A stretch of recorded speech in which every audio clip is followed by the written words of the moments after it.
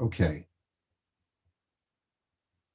so let's get started with the new sif. We learned yesterday that we try to make accommodations for people who would like to do tshuva for theft. And so one accommodation that we saw yesterday was that when you realize that a person was a professional criminal and they don't really have the wherewithal to be able to do tshuva, so the community should try to refrain from accepting back his stolen goods until he's able to put himself back together. Give him an opportunity to do tshuva. And that's what we called, again, takanas hashavim, a remedy to help people to try to do tshuva when they want to rehabilitate themselves, almost like what's the word I used?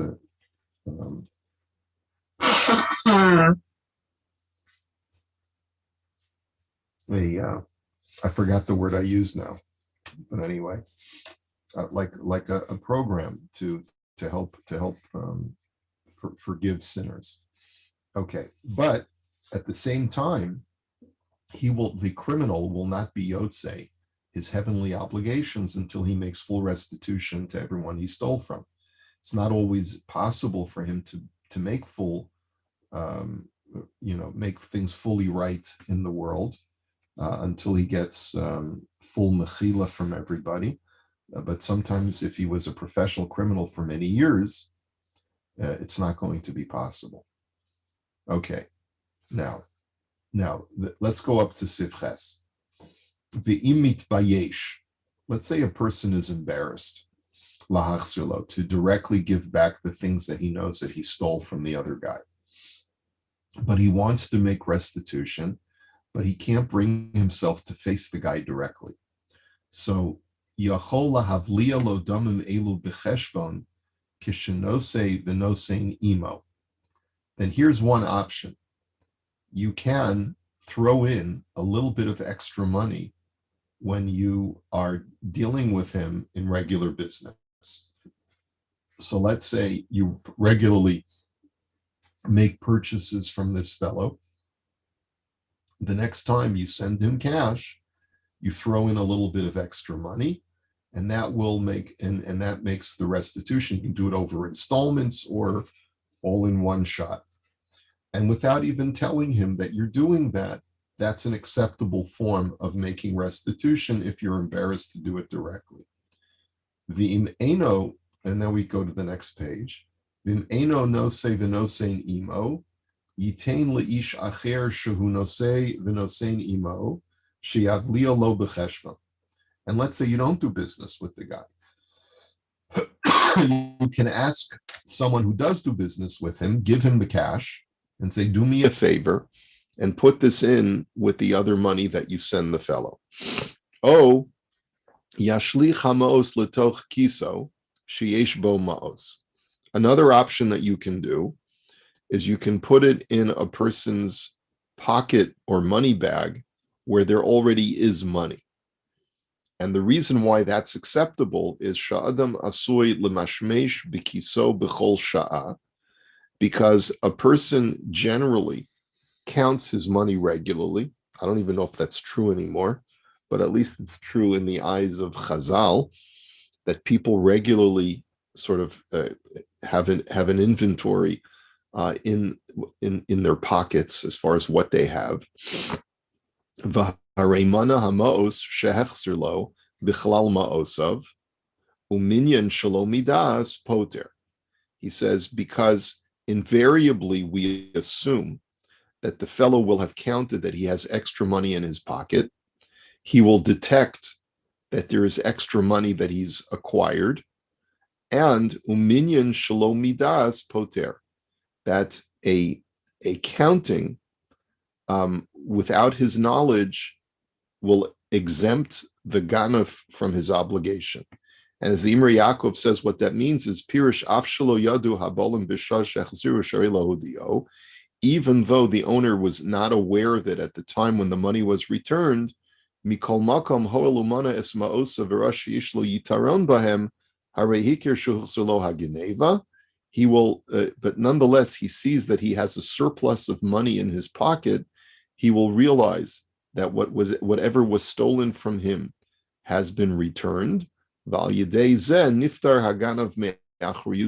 through this, the ganaf will now become exempt.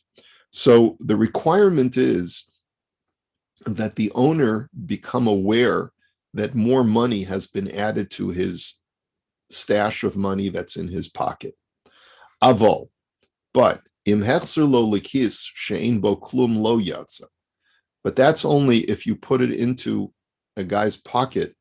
Let's see, you see his jacket, and you see that he's got a pocket that has cash in it, and you add extra cash to the wad of bills or to the bag of money, right? But if you put it into a pocket where he has no money in, you have not fulfilled your obligation. Ad, and this is where we go to our next packet, ad sheyimtzaim ze bekiso, until the guy actually finds the money in his pocket. In other words, you're better off putting it with a stash of bills that he already has, because we assume he'll find it right away. But if you put it into an empty pocket of his, into an empty place where he doesn't normally keep money, so then you have not fulfilled your obligation. Why not? He says, because how is he supposed to know that there's money there? And he may never encounter that money until much later. So you don't fulfill your obligation until he actually sticks his hand in that empty pocket and discovers the cash.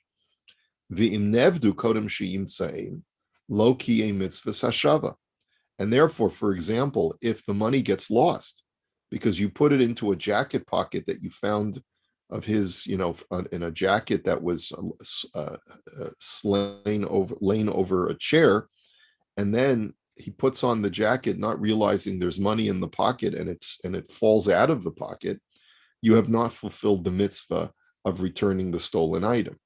The imes hanigzal yachzir liyorshav. Okay, so before we go any further, let's just take a look at the Imrei Yaakov on this takana that we make to allow a person, a ganav, to make restitution to someone without their knowledge. Okay, so let's just do some of the commentary before we move any further. Rabbi? Yeah.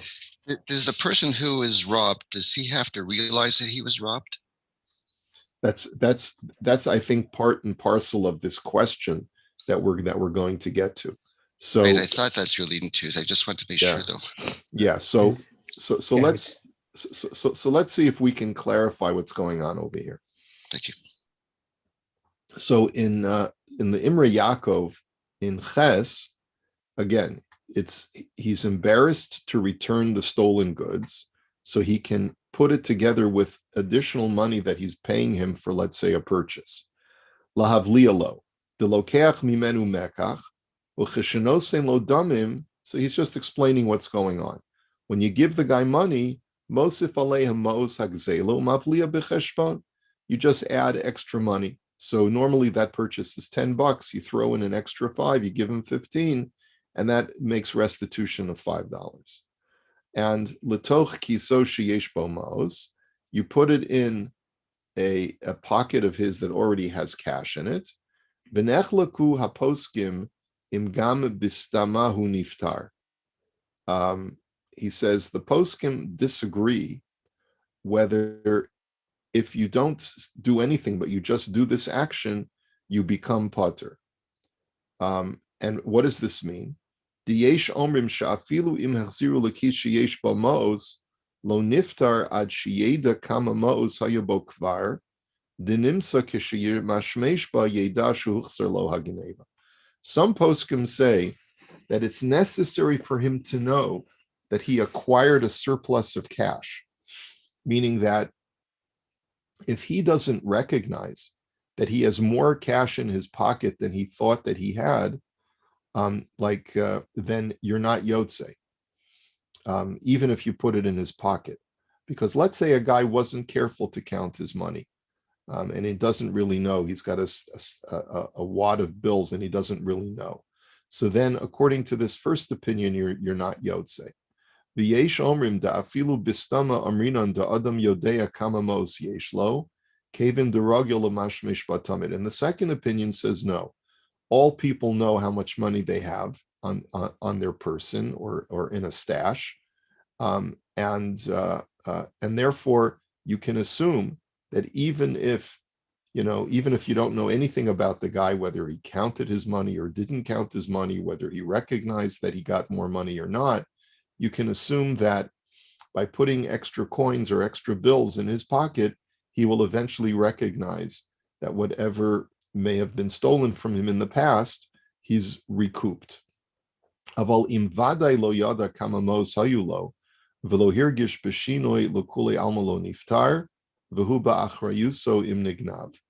But if we know for sure that the guy has no idea that extra money has been added to his pile, and and we know for sure that he's unaware, which I think might be true in many instances today, where a guy is totally unaware that more money has been added, so then you do not fulfill your obligation, because it seems here, and this is just the way that based on the way that Imrei Yaakov is speaking to answer Shmuel's question, it seems here that we're dealing with a person who know that he was stolen, that money was stolen from him.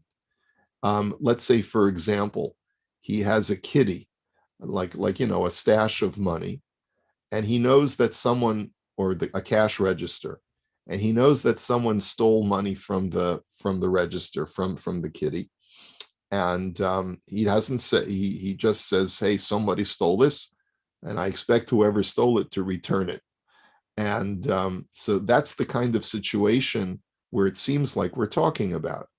If the fellow has no idea how much money is there, then there's no way for him to know that the money has been restored, and therefore you would not fulfill your obligation.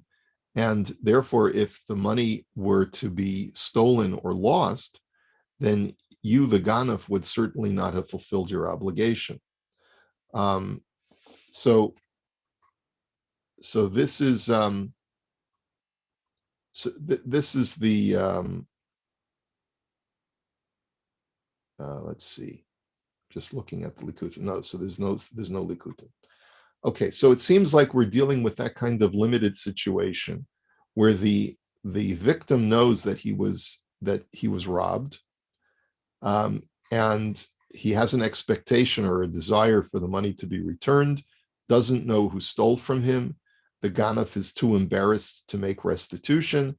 As long as he puts the money back in a place where the owner will discover the money, so then he doesn't have to identify himself, and he has fulfilled his obligation of making complete restitution.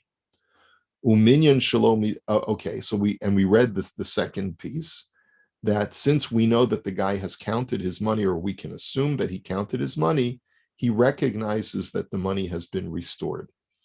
But if he puts it into a pocket where there is no money at all, you haven't fulfilled your obligation. Delo hava hashava ma'alia. This is not considered to be a valid restoration. Dekaven diyadu haba'olim shenignava nisyashu milasham ra'od. He says, because if the owner is aware that the object was stolen, then they will have yeush to protect that particular pocket, that it may have been stolen from.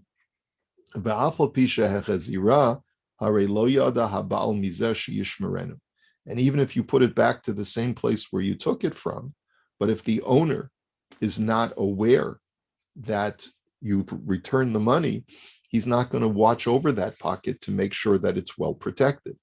So therefore, if you put it in a pocket that he's not going to be aware of, that the money's going to be put back there, so then you have not fulfilled the mitzvah of restitution.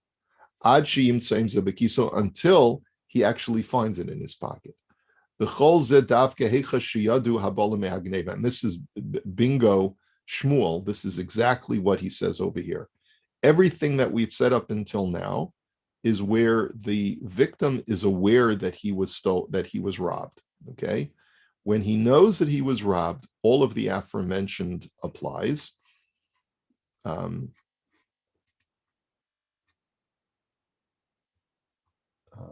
Right. Okay. Ze'in Shaykh, but he says, sorry for the overlap. This only applies when the victim is aware that he was robbed. And that's where we say that as long as he recognizes that there was a certain amount of surplus in his pocket, then he recognizes that the money was restored. Virak az niftar me'achrayus, and then the ganav is exempt because the owner is made aware that his money that was stolen from him has been restored. Now,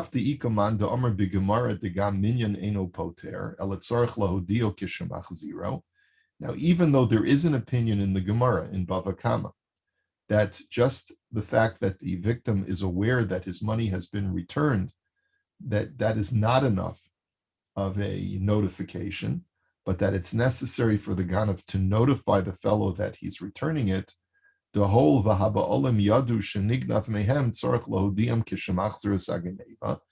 this opinion in the Gemara maintains that since the owner knows that he was robbed, you have to notify them when you're returning the stolen item.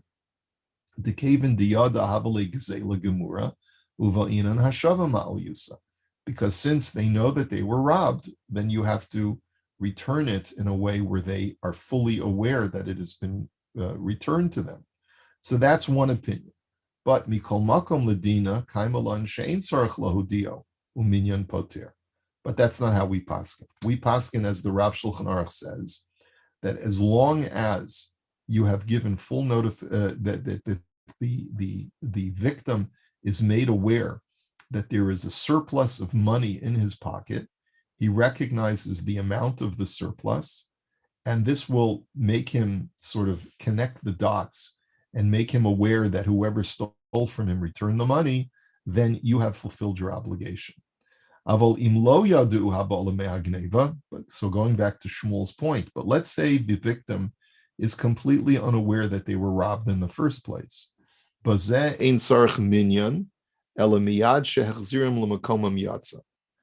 in that situation, you don't even need for the owner to be aware that he has acquired more money.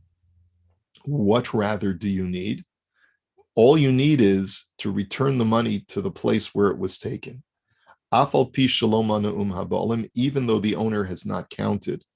Because if a person was robbed and is not even aware that they were robbed, then as long as you put the money back into the place where it was taken from, since the owner is completely unaware that he was robbed, so he doesn't need to count the money to recognize that there's more money here.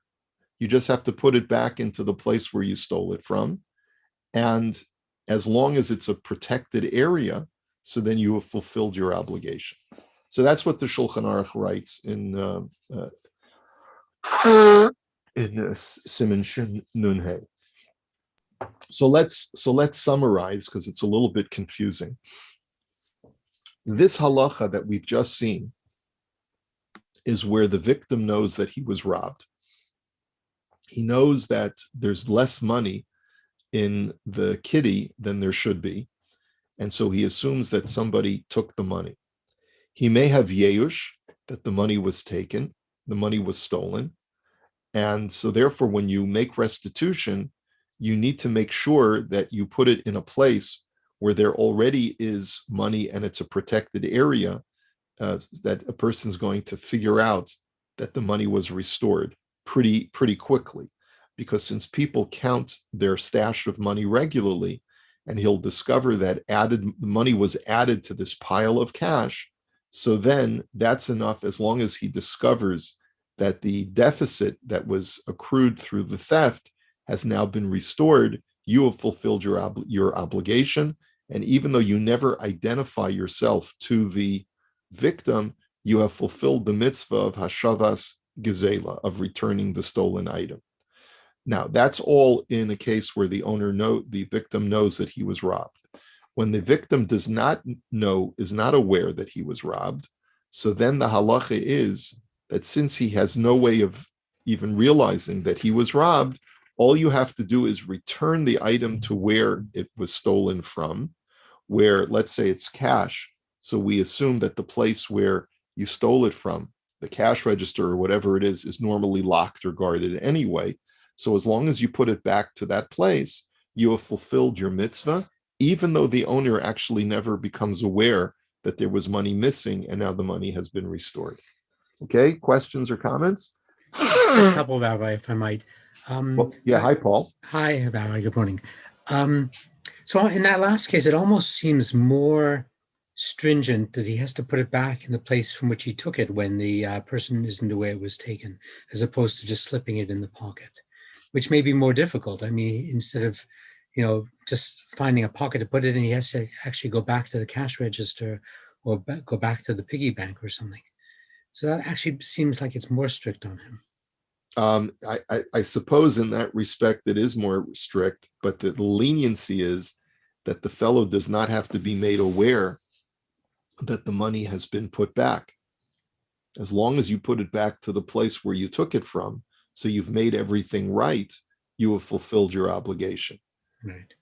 Okay. And the other, I suppose he could retain his anonymity and potentially leave a note saying, I'm returning the money I took. And that would sort of underline more for the owner that it was returned. I guess in the first case where he knows that he was robbed, that would be a way of making sure that he discovers that the money was returned. Correct. But in the second case where he doesn't even know that he was robbed, even that is unnecessary, because he's totally unaware of what's going on. Yeah, I guess I meant more in the first case, and then you don't have to come on to whether he counts his money or doesn't count his money. If there's a note pinned to money that's returned, then he appreciates it's come back. Yeah, that makes sense. Makes sense. Okay. Rabbi, I have a situation where it could possibly fit into this, what we were talking about right now, because I'm dipping our company's dipping our toes into the online shopping world. So what happens is one of the issues sometimes with companies that are selling online is that the end user, the consumer, may use the product and then return it. So in my case, let's say, where I'm making ladies dresses or whatever. So send the dress out, and then she possibly wears it, tucking in the label or whatever, and returns it. And then maybe she feels a sense of guilt. How would it fit into this sort of scenario here? Right. Well, it's interesting. You don't even necessarily need to go to the online scenario, although it's easier to commit an act of theft in that situation. I've always heard of people going to Nordstrom, buying an expensive dress, wearing it to a social event, and then returning it the next day when the social event is over, just saying that they don't like it, right? That is clearly a form of theft. I think we even talked about it at some point at the very beginning when we started learning Imrei Yaakov. I don't remember in what context, but taking a garment clearly that was meant for sale and then just borrowing it and returning it afterwards is a form of theft. Now, I think your question, I think we could even expand your question a little bit further. What you're really challenging, Ron, is the whole premise of this is that we want to make it easier for a person to make restitution for stolen goods. So he's stolen. He's too embarrassed to return it directly, so he puts it back where he stole it from. This is not giving a heter for a person who needs to borrow money. Oh, go right ahead. Whenever you need to borrow money, just go ahead and steal it, and as long as you return it, you're okay. That's not what we're suggesting over here. It's an Isser de Oraisa to steal.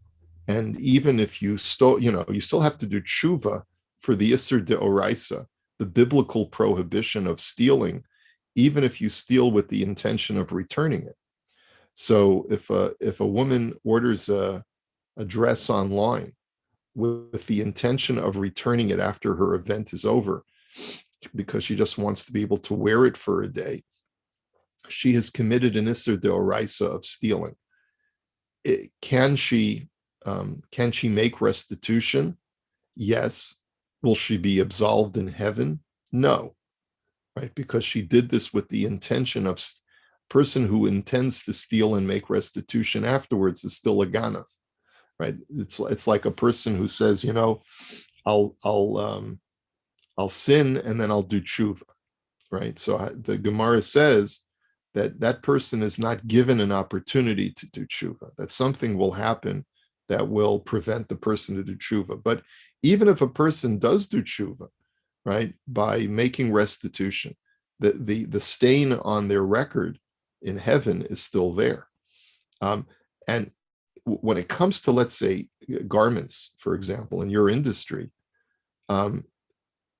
there's always wear and tear invariably on a garment. Is there not? When a person buys something and they return it, doesn't it immediately depreciate the garment's value in some way, or perhaps not? I don't know. Yeah, there's always going to get a little mark, a little creasing. There's good lipstick. There's different things that could happen on the dress, for example. Right. So that in itself is also a form of theft. That even if they return it, usually merchants accept items on return as a courtesy because they want to get repeat buyers. It's a ploy. It's a method of doing business, because it's when you extend goodwill to customers, they will patronize you more. But if a person is abusing the system, then they're a ganav, then they're a thief, right? So we're clearly not talking about a person who is a sociopath and has no conscience. We're talking about a person who wishes to live their life according to a code of honor, a code of ethics. And that's, so basically we're saying, if you did steal and now you have remorse and you want to make good on it, so this is a way to help you make restitution if you're too embarrassed to do it directly. I mean, in this case, if Ron's kind of gowns were rented out, could the person make restitution by paying a rental fee on top of returning the item? I suppose so. I suppose that they would have to, if the item was stolen from, let's say, a gown rental place, and the person wants to make restitution, they may have an obligation to add on the rental fee as well. I'm just saying, if they're customarily rented, even though they bought it with the intention of returning it and they feel guilty. Mm-hmm.